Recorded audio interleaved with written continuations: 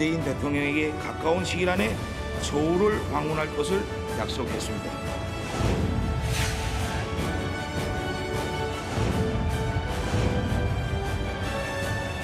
우리는 5,000년을 함께 살고 70년을 헤어져 살았습니다.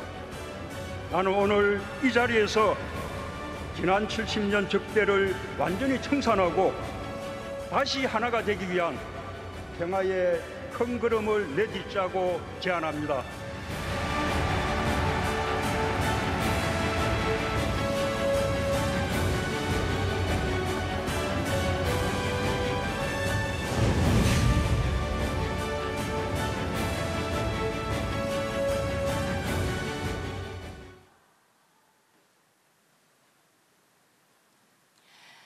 South and North Korea have committed to an era of no war on the Korean Peninsula.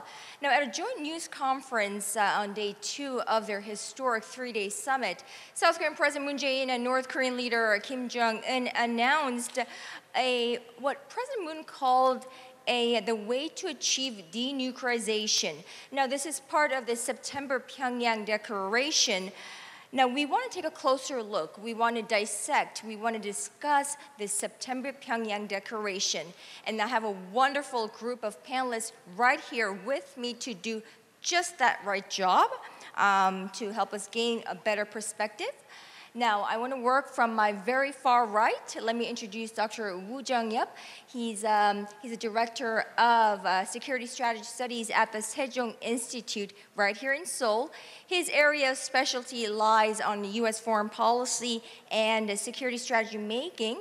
He's one of Arirang TV's go-to experts, so I'm very happy to see him on this panel. Thank you very much for joining us.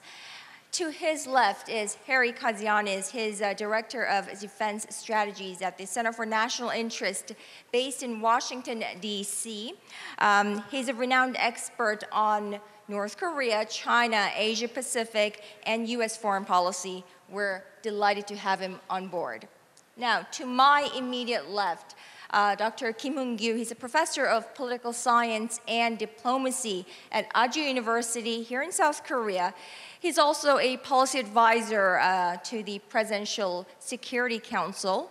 We're delighted to have his expertise on this panel. It'll be a good contribution. Good to have you. And to his left, Tim Shurk. Tim is a renowned investigative writer and a commentator. His writing focuses on U.S. foreign policy, intelligence, but his most prestigious works focus on the Korean Peninsula. So we're very excited to have his opinion on this panel as well. And I'm Kanyong Jennifer Moon. I'm a chief editor at Arirang TV, and I'm delighted to be moderating this panel. So without further ado, let's kick off this discussion. There are many aspects to this summit, many aspects to this September Pyongyang Declaration, but I want to focus and start off with the denuclearization aspect of this, since it is what's making headlines and it is the focus of many around the world. We will start with the dismantling of nuclear facilities, and North Korean leaders basically promise to dismantle a key ICBM test site and the shutdown. It's something that President Trump has said that North Korean leader had willing to do back in Singapore. But what's new is that international inspectors and experts will be allowed in to verify that. Beyond that, there'll be the shutdown of the Yongbyon nuclear facility. This would be significant, except that there is a condition. U.S. would have to match that with corresponding measures. Those two words are attracting a lot of attention, of course. First, I want to start off with all of your first impressions of this. Let me start with you, Dr. Kim Hoon-gyu. What is your first impression of the September Pyongyang Declaration? Yeah, you know, old Korean saying, there is a phrase, begun is half done. It means when tackling a difficult task, half of the battle is getting started. So this is kind of a great leap in the relationship between these two countries. Moon and Kim announced that this historic summit will change the trajectory of the South Korea and North Korea relationship from confrontation toward cooperation and reconciliation. So this is really a good start.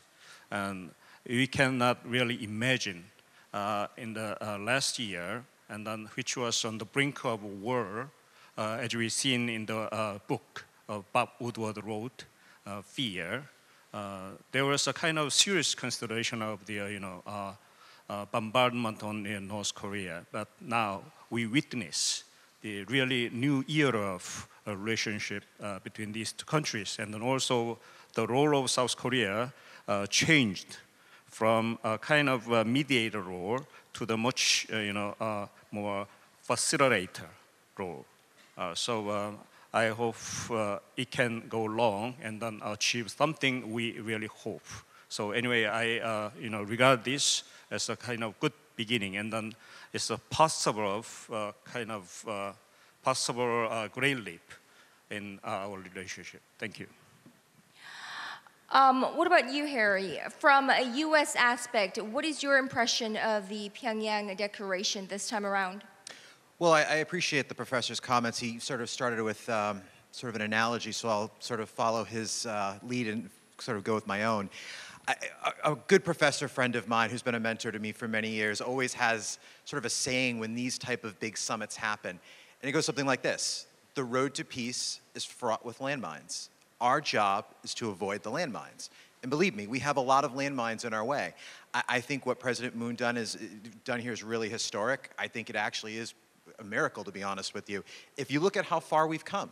And I think that's really the true metric that we have to look at here today. I know we're all obsessed with Kim Jong-un giving up his nuclear program. We all want to see the missiles pulled out. We all want to see these big, dramatic changes. And I think they can happen. But in order to get there, we need to do a whole bunch of smaller things to make these dreams a reality. And I think we're a long way to getting there. I do a lot of work in the media, and I'm really, really focused on visuals and how those visuals impact all of us, because we're all so obsessed with social media and Twitter, and those things are important to us. Think about the difference in visuals from really last year until today. Think about ICBMs going up into the sky, of nuclear bombs being detonated. Now we have Moon Jae-in in Pyongyang addressing 150,000 North Koreans. He almost looked like he was going to cry. And I think he's sincere in trying to end the problems on the Korean Peninsula. And you have to give him a lot of credit, because this is a very, very difficult challenge. A lot of politicians back home in my own country, if they had these type of problems, I think a lot of them would be cowered away. So I have to give him a lot of credit. And I think this process will continue moving forward. But it's going to be a multi-decade effort. I really do think that.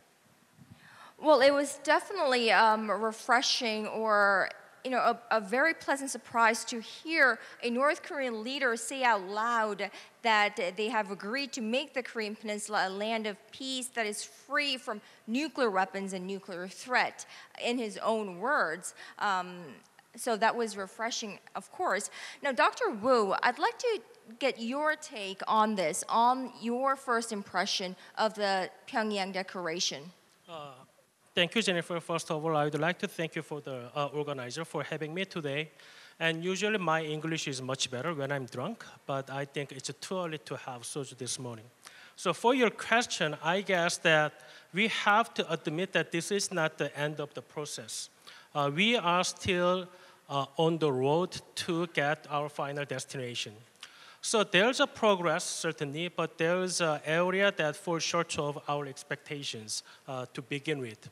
So you mentioned the denuclearization process.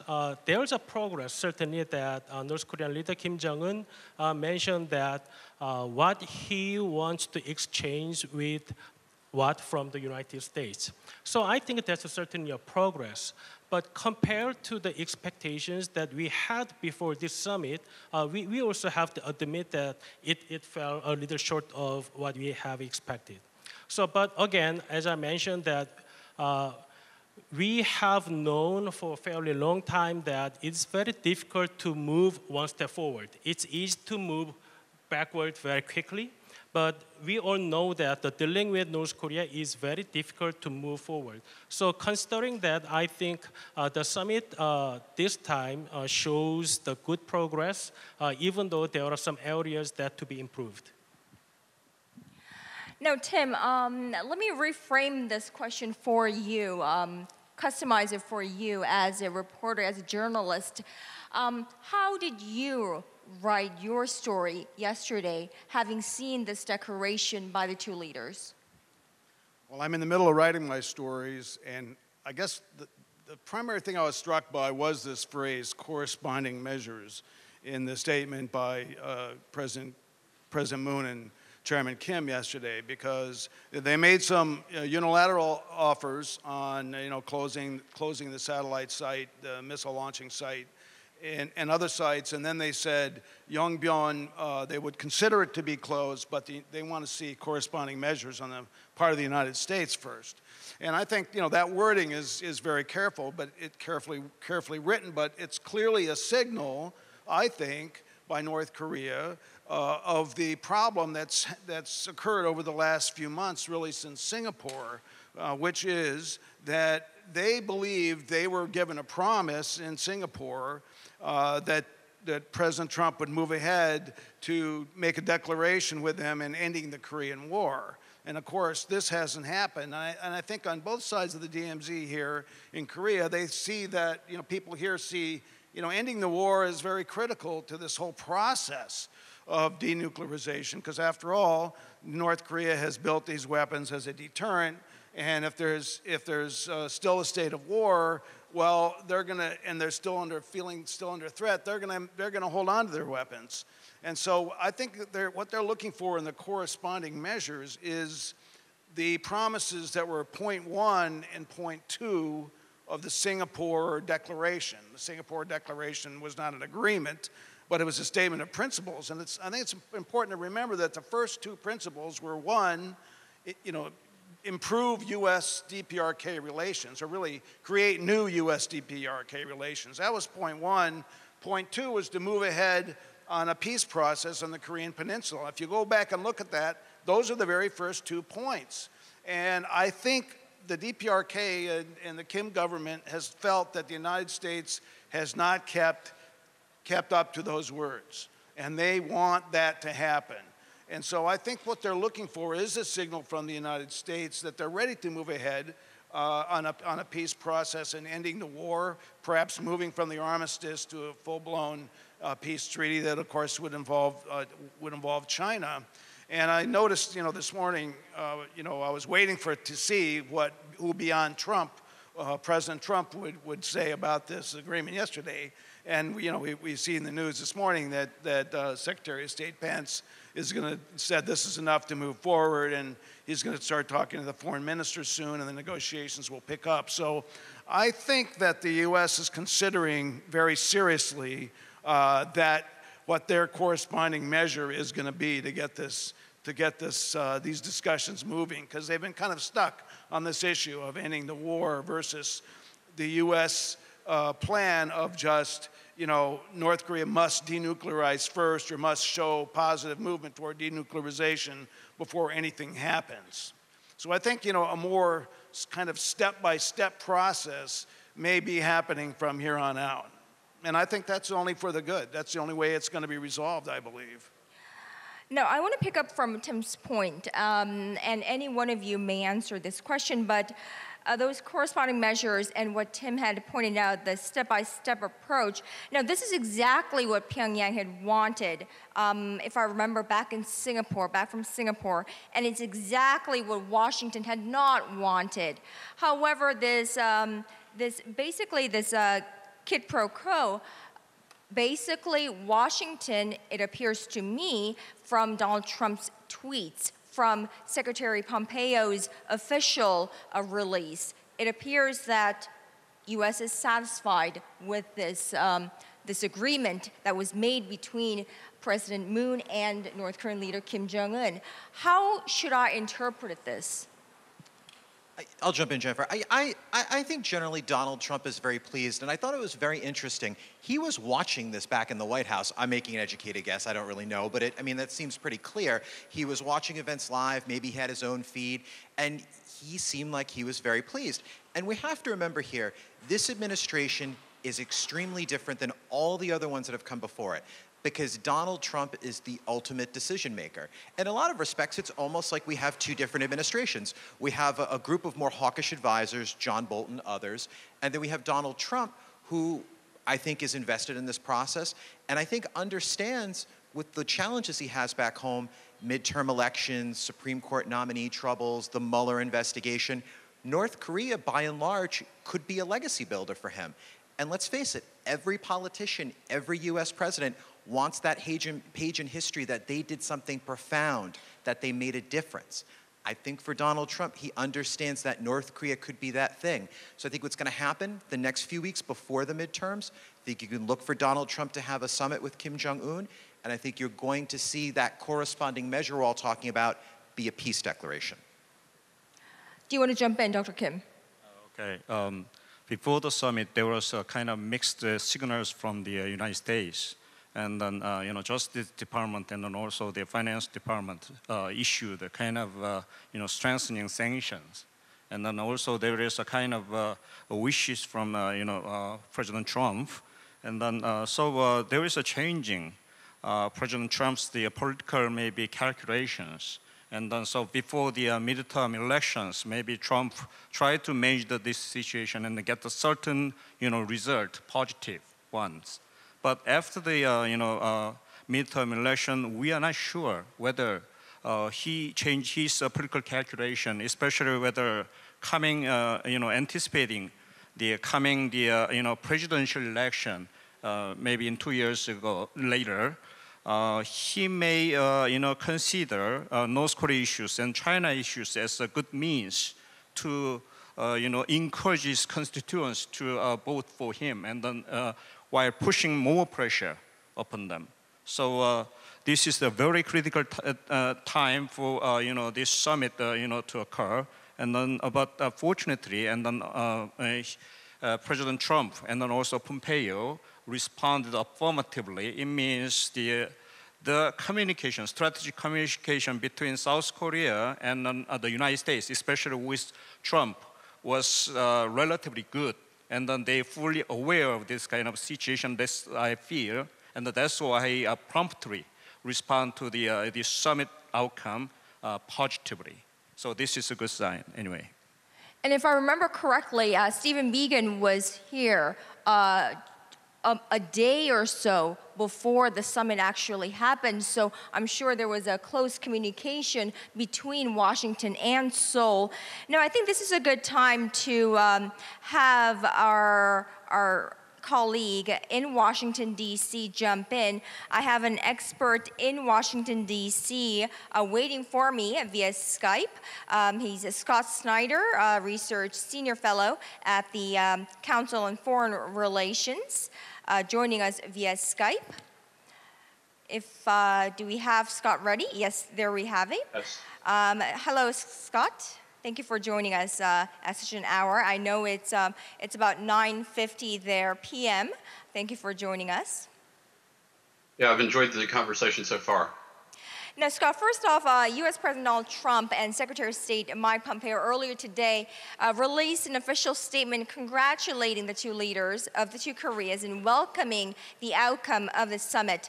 I want to first get your first take and your first on-the-ground reaction to the outcome of the summit. Yes, well, I think that the hardest task that President Moon had in preparing to go to Pyongyang was the task of trying to facilitate or mediate between the U.S. and North Korea in the context of the breakdown that we've seen following the Singapore summit. And I think that is largely because the Singapore Declaration identified issues that both sides cared about, peace for North Korea, denuclearization for the United States, but it didn't really establish the linkages between those two. And as a result, the process seemed to fail. And so President Moon's task was really to put that back together. And the fact that Secretary Pompeo issued the statement that he did shows that President Moon was, in fact, successful in accomplishing the hardest task that he faced as part of his mission in Pyongyang this time. Now, I read through the official statement, and Mr. Pompeo invited North Korean representatives, including representatives, to meet U.S. Special Representative for North Korea, Stephen Biegun, in Vienna, Austria, at the earliest date possible.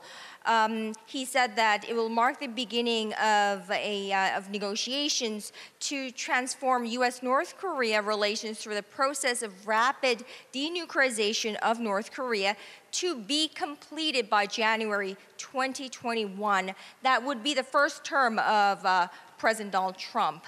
Now, in your view, how plausible is that, considering the kind of downturns that we saw post-Singapore summit?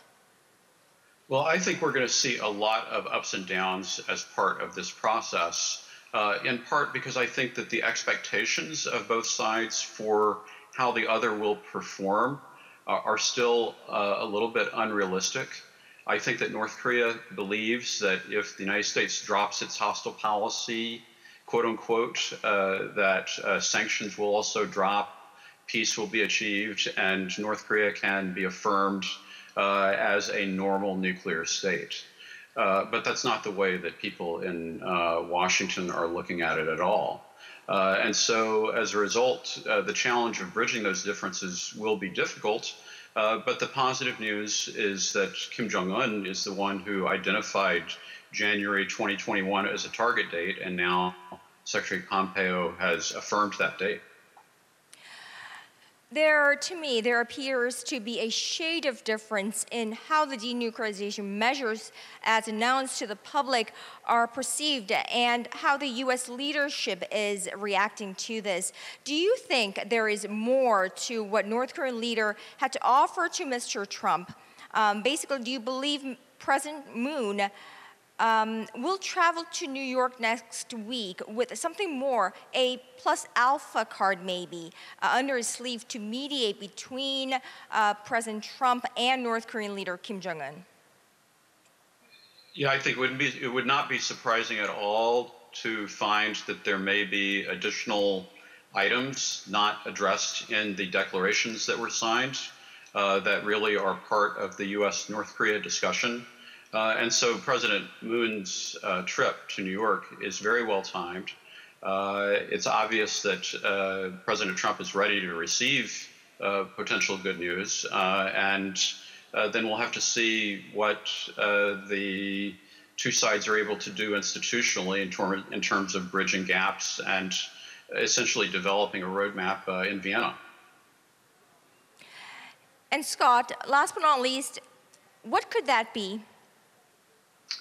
Well, I agree that it's possible that the declaration for declaration type formula, seems to be one that is under active consideration, a kind of declaration of end of war in return for a declaration with regard to North Korea's nuclear and missile facilities. But I think that the critical factor that is necessary for that sort of formula to work is for all parties to understand that those declarations are simply aspirations designed to achieve an objective, and they are expressions of an exchange of seriousness of purpose and intent to achieve objectives, not concessions that either side can use in order to gain advantage on other issues in a negotiation format. Scott Snyder, Senior Fellow at the Council on Foreign Relations, joining us from Washington, D.C. Thank you so much, Scott, for that. Thank you, Jen.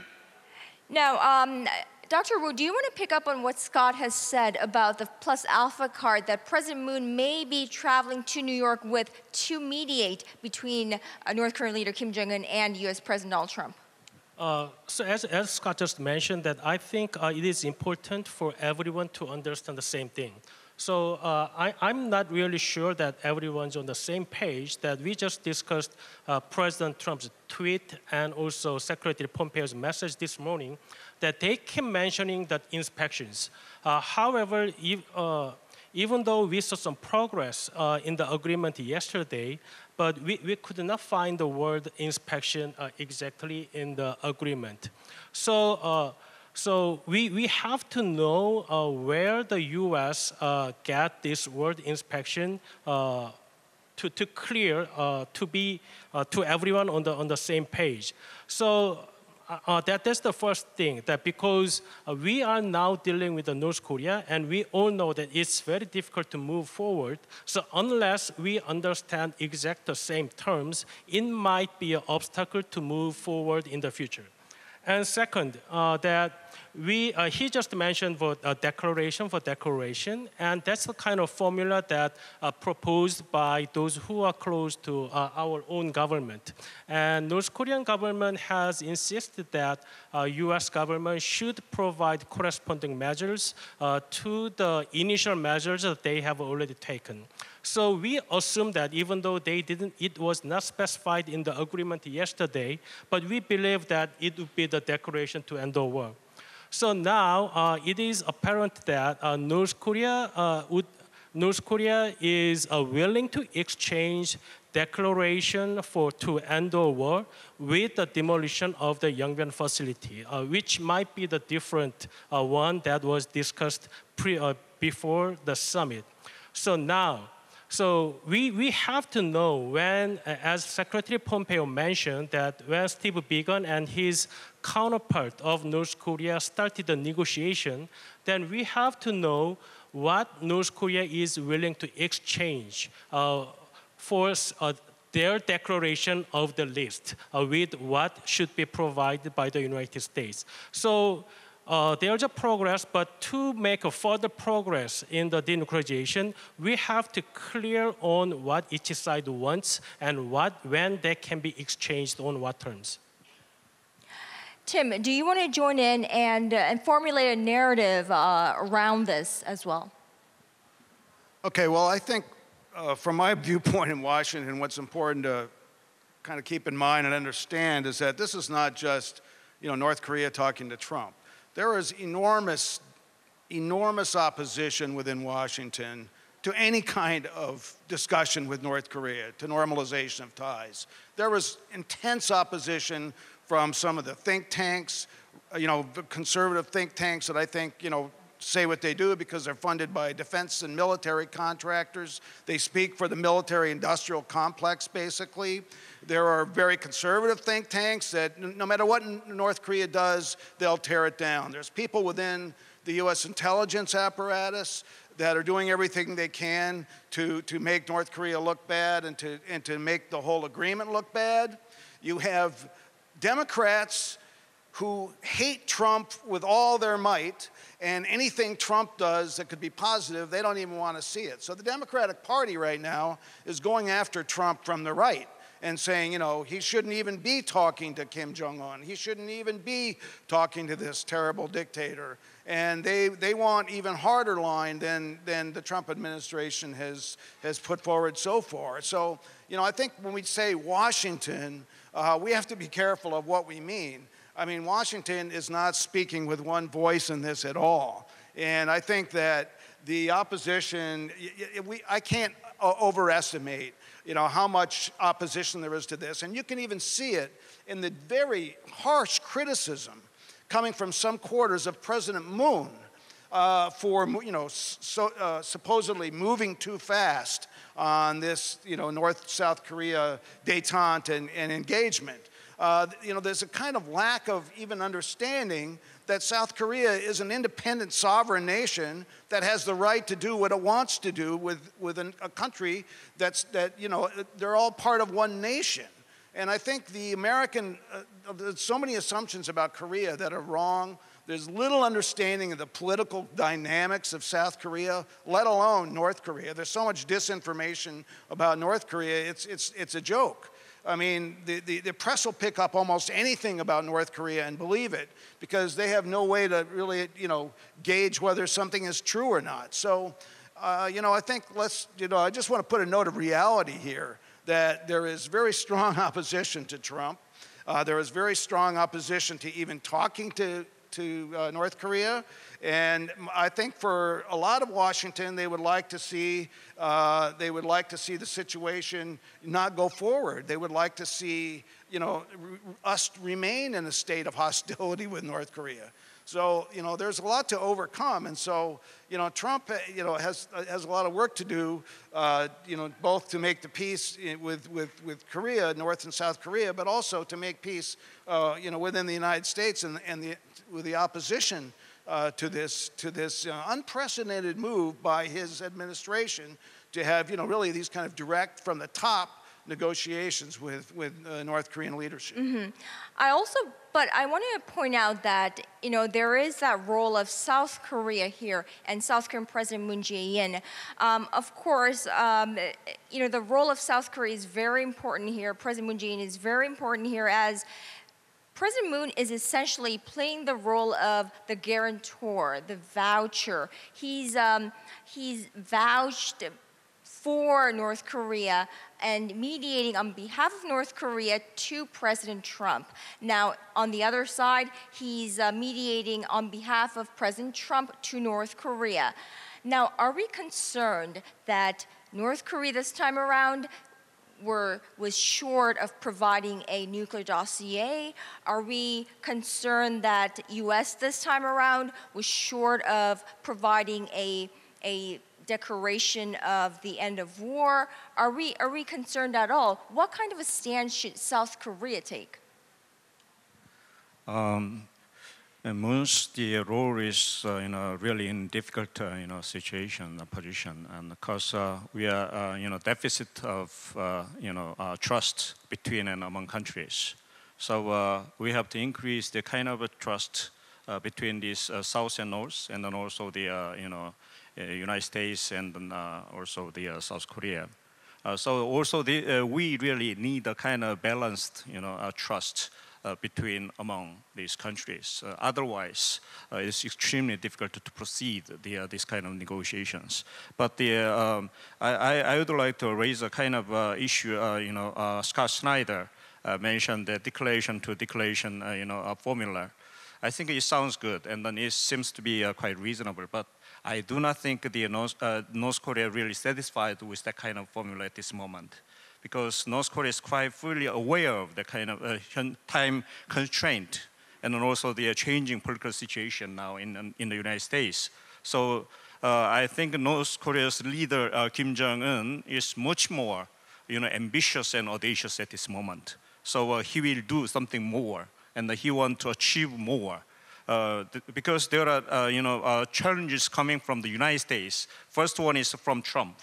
The changing his political calculation over time. This is the first thing. Second thing is the Trump and then with the other members in the White House, and then also Trump and then the other apparatus within the administration, and also the White House and the think tanks. There is a lack of kind of communication, and then kind of lack of, I think, the trust among them, and so. It's extremely difficult to get support from them, as he mentioned. And then the other point is the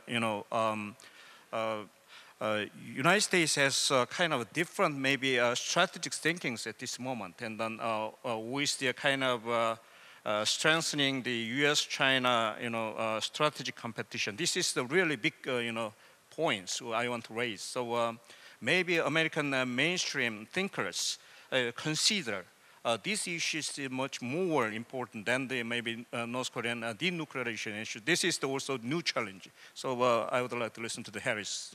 Jennifer, just to jump in on that point, because I think, Professor, you brought up a very, very interesting perspective, the role of China in all this. And actually, go back a little bit and go back to when Trump won office. Think about what his sort of strategic mindset was when it comes to Asia policy. Trump was itching, as well as conservatives, to take on China, to contain China. You can see this starting in the George W. Bush administration, getting pushed further in the Obama administration with the pivot or rebalance to Asia. What that was a soft containment of China. What Trump wanted to do was to move that forward and basically do a hard containment of China. Now, you really can't do that when President Obama walks you into the Oval Office and tells you that North Korea is going to be the challenge of your time and they could start testing ICBMs. Fast forward a little bit more. North Korea does start testing ICBMs. They detonate a hydrogen bomb. Trump had no choice to essentially do his own pivot and pivot towards North Korea. But I think what's happening now is I think the Trump administration realizes, and I think quite correctly, that for U.S. foreign policy, for the years and decades to come, the greatest national security threat is China. And think about it this way. It's very simple. The Chinese economy is worth $11 trillion.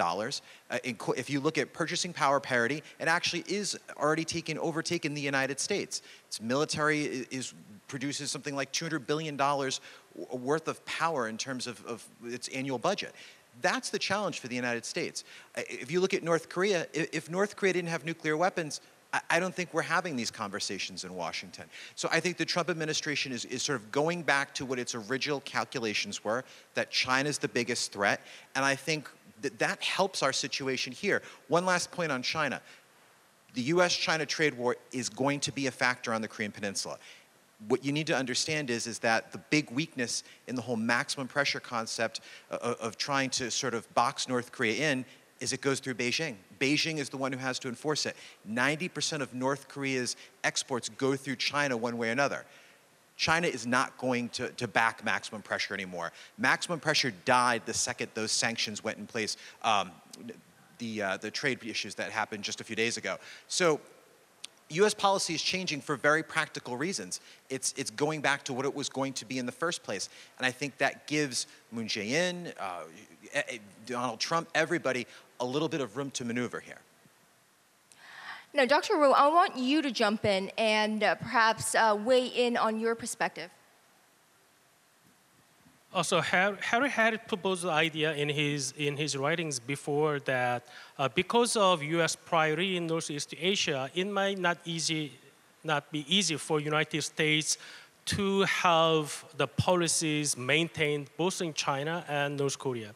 So what he has proposed before is that to contain China, U.S. might need to acknowledge that the best policy for Korean Peninsula is like containment and deterrence.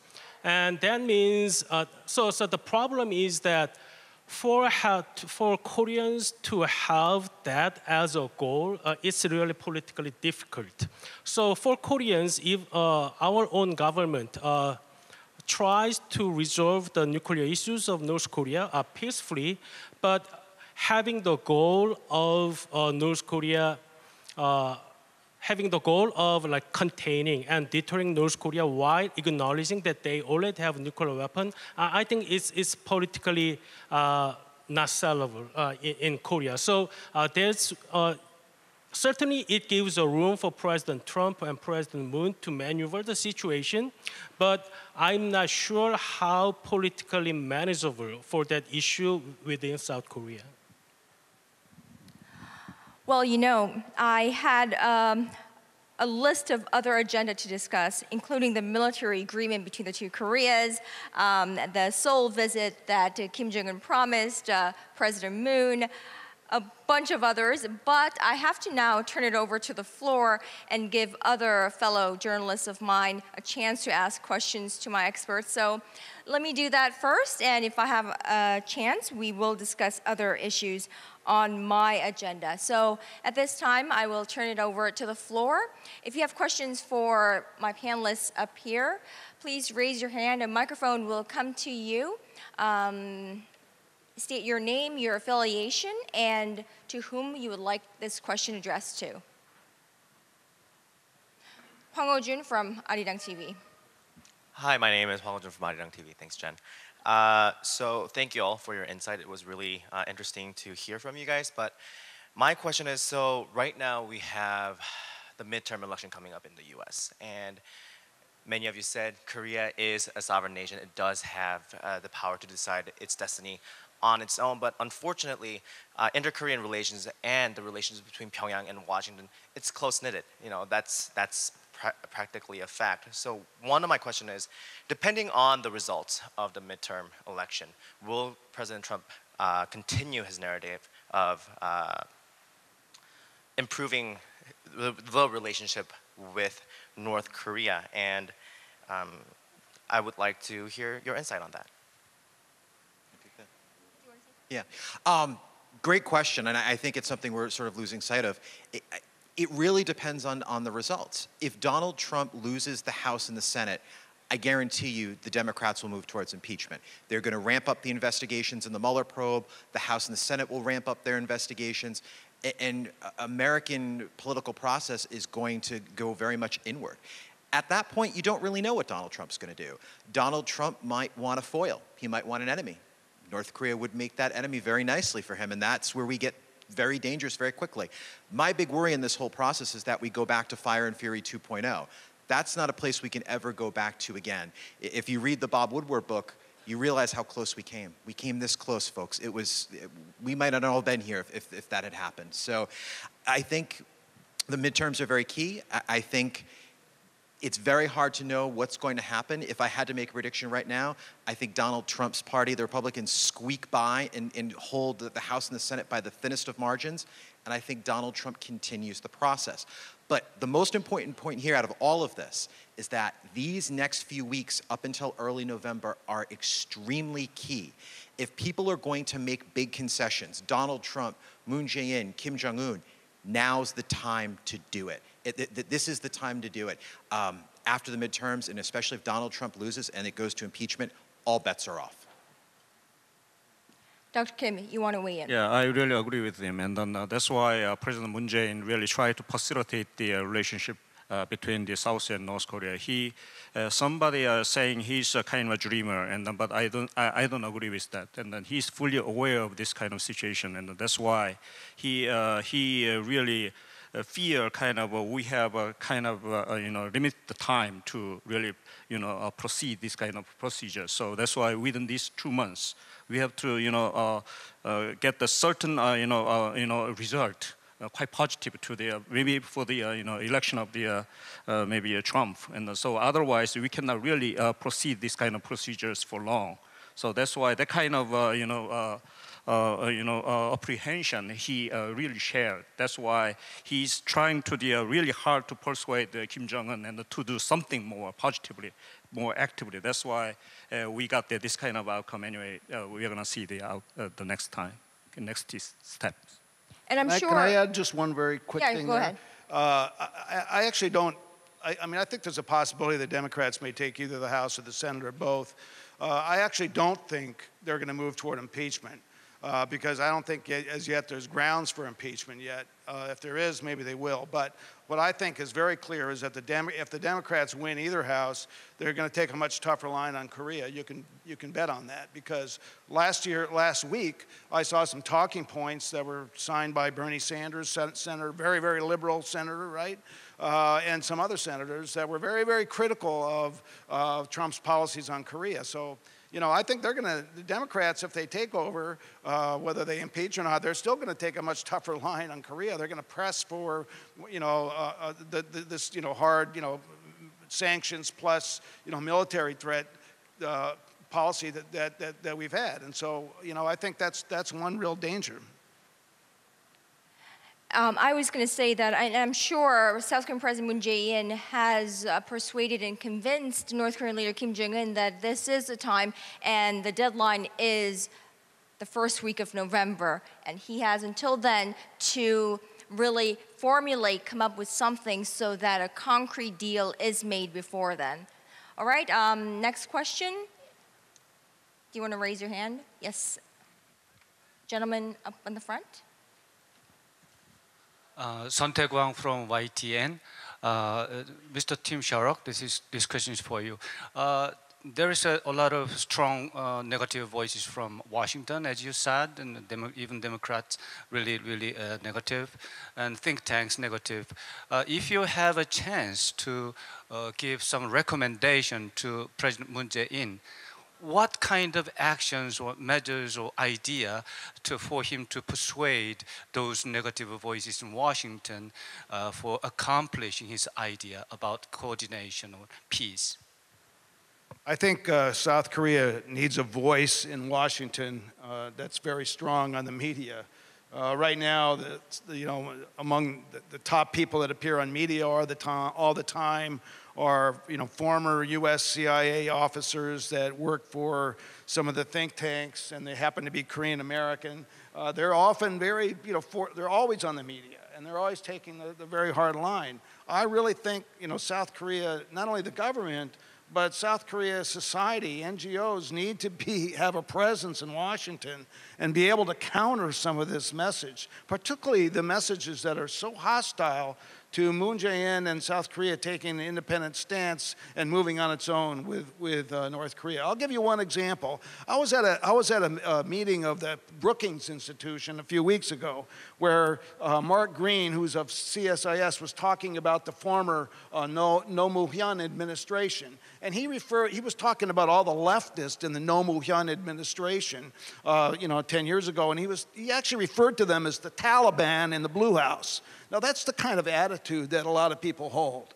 And, I think it's very disrespectful of South Korea and its democratic process. And, I think that voice is very, very badly needed. I mean, there's so much an embassy can do on U.S. media, but I think there needs to be some more presence of, Korean voices to talk about the reality of the Korean Peninsula on the U.S. media, because unfortunately, it's very skewed toward the other way. Thank you for the question. All right. Any other questions from other journalists on the floor? Yes. I'm Andreas Landwehr with the DPA, German press agency. I don't know, what is the prospect for a second Trump-Kim meeting? What is your best guess? Can I take? I think it's actually 100%. I think if you look at two factors, midterms, which we've already talked about, and also this China problem, I think Donald Trump understands that his leverage on Kim Jong-un with the whole maximum pressure campaign, it's waning, and it's going to get worse as time goes on. I think China is going to look for a way to strike back at the United States. I think one way is to loosen the border between China and North Korea and really weaken those sanctions. So I think for Trump, he understands as well that time is of the essence for him, and I think what he's going to do, I think by and large he has decent political instincts, and I think what he's going to try and do is time this summit to get sort of maximum play back home. I mean, if I was his political advisor, what I'd say to him is, Mr. President, if you want to time some sort of grand bargain with Kim Jong-un and you think you can make that happen, have the summit, let's say, 4 to 5 days before the midterms. What would happen is he would get conservative media all involved with that. They'd be blasting it 24/7, and that might help him get a little bit more people out in the polls. I don't know if it wins the election for him, but it certainly changed the media narrative for him into something more positive. So I think if you think about it in those very shrewd political terms, I think it's a certainty unless we have some sort of crisis. Yes, Dr. Rowe. Yes, I concur with Harry that I think that the second meeting between Trump and Kim is like 100%. I think the question is when and how and what we are going to get out of the summit. I think having a summit and having deliverables out of summit is two different things. And I think that President Trump wants to have a summit to get out of this negative news cycle in Washington. So even though the chance is very unlikely that the summit will have effect on the result of the election, but he will anyway go forward with the summit. But the question is what can be exchanged at the summit, because North Korea has really not specified what they want in exchange for what can be provided with the United States. So for the time being, I think the issue is not for whether it's going to happen, but what is going to be exchanged at the summit. All right, unfortunately, I cannot take any more questions. Now, I have to ask each and every one of you to take less than a minute to give us a wrap-up, the key takeaway from this summit and from this declaration. I want to start with, let's start with Tim this time around. Well, as I was watching yesterday and today, I was very moved to see what was happening in Pyongyang and the interactions between President Moon and Kim Jong-un. And I think it's really a sign of, the Korean people, the Korean nations, both countries have stood up and they're moving forward on their own. And I think I was really amazed to read the military statement, the new safeguards they're going to build into defusing the military tensions. I think that's just a tremendous step to take. And also in the health area, tuberculosis is a serious problem in North Korea. Joining the rail and road systems. I mean, I really see this as telling the world that we are moving forward on this, no matter what the United States may think, and no matter what other countries may think. We're serious on, if not unification, at least really serious engagement and moving forward on that and making the peace here permanent. And I was very moved by that, and I think that's the real significance of this summit. Thank you. Throughout these negotiations, I really noticed the 3 points we have to think about. First one is South Korea and the United States need to strengthen the strategic communication. We are still lack of communications and also the trust. This is because make us lots of trouble in the future. And the second one is still is obscure of the end state on the Korean Peninsula between these two countries. So this is we have to make clear. And then otherwise we are still make a kind of doubt each other for the in the future. Third one is no matter whether we like or not, we must deal with China factor more seriously. Otherwise, we are going to miss the very important variable. So I think the United States now pursue a kind of conflicting goals by identifying China as strategic competitor and launching trade wars, while they are seeking cooperation on the North Korean nuclear issues. So this caused lots of trouble, and then also there are some questions on the Korean side. So I really hope the United States make clear and then also decouple from one from the other. So this is my suggestions. Okay, thank you.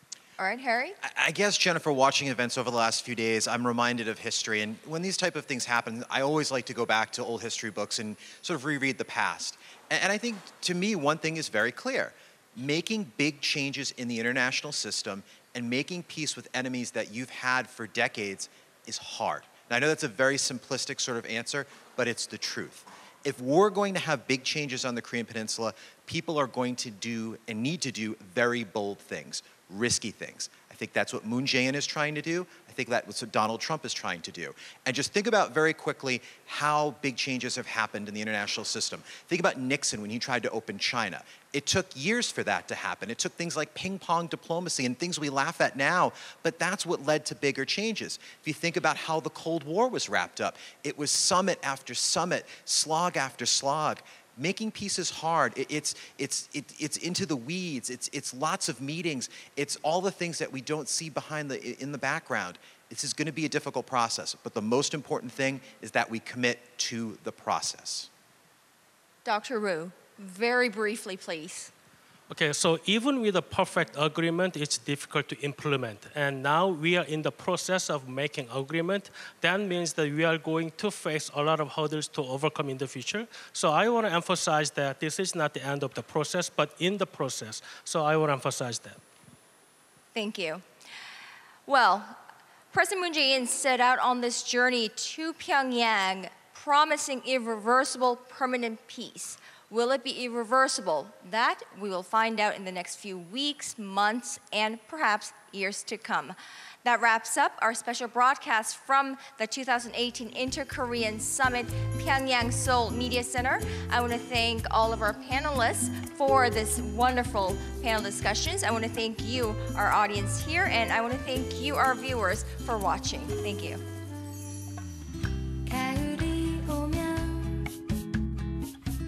눈부신 아침 햇살에 비친 그대의 미소가 아름다워요. 눈을 감으면 싱그러